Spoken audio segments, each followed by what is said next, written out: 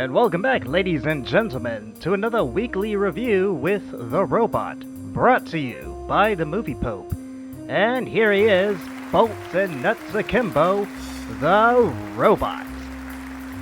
Welcome, lads and lassies, to December. Now, I know last month we were diving into action movies filled with gratuitous violence, but I haven't quite shaken that off yet. And to prove that, I'm looking at Troma's The Toxic Avenger from 1984. A movie with production values that make you wonder if this was really meant for the big screen or a weekend project made by friends.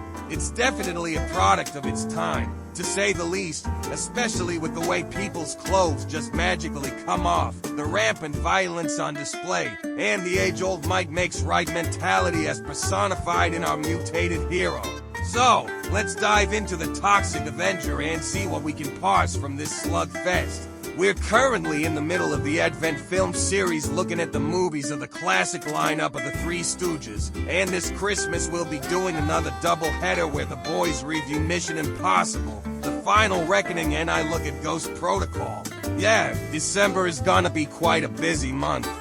Anyway, enough yapping, let's dive right in. We're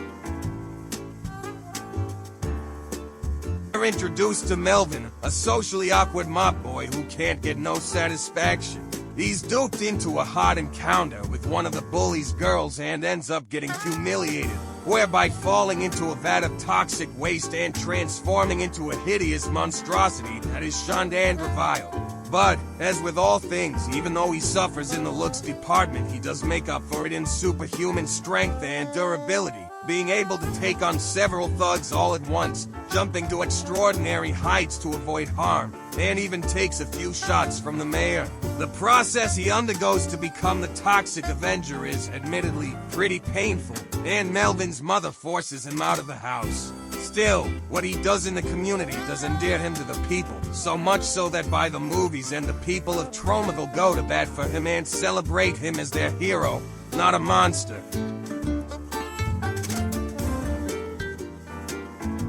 When Melvin transforms into the hulking mop-toting monster, he doesn't just slink away and hide like normal monsters.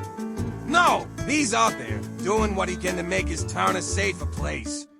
We see time and time again just how effed up some of the denizens can be.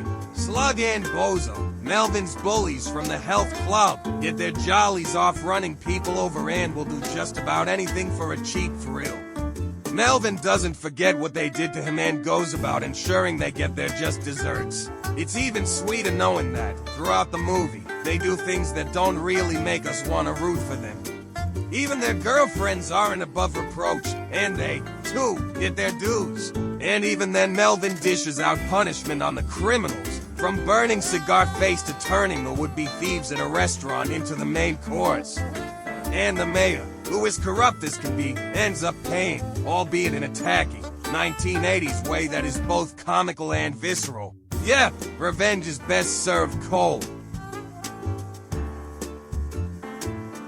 You kinda have to feel for poor Melvin here. When he's just the lowly mop boy, he's constantly being targeted and humiliated by the four main bullies, although he isn't exactly well versed in the art of social graces. Still, even after being turned into Toxie, you kinda want him to get a nice resolution, which he does when he meets the blind girl Sarah, whom he saves at the Mexican restaurant from the bad guys.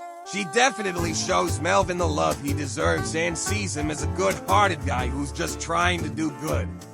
Kinda helps that she can't see him, otherwise who knows how she'd react at the sight of the guy.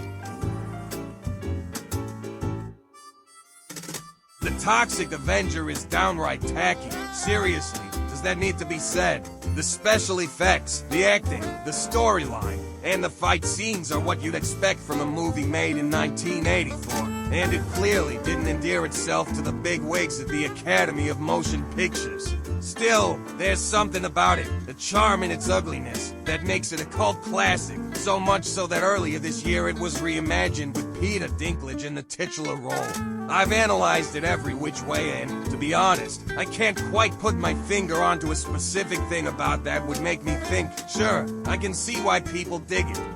It's one of those movies that's so bad that it's actually good. Not Christopher Nolan good, but good that it scratches that itch for someone touched with a case of nostalgia. Maybe it's the satisfaction of seeing horrible people getting their comeuppances and seeing the process play out in a way that speaks to our sense of justice and retribution. Or perhaps it's just a weird superhero flick that isn't bound by the conventions of Marvel or DC and is doing its own thing. Either way, it's one messy affair that, if you've got an hour and a half to spare, you can enjoy and then forget about once the credits start rolling. Thanks for watching, and if you don't mind, please leave us a like. It helps a lot. And while you're at it, subscribe so you never miss an episode drop. This is the Robot signing off.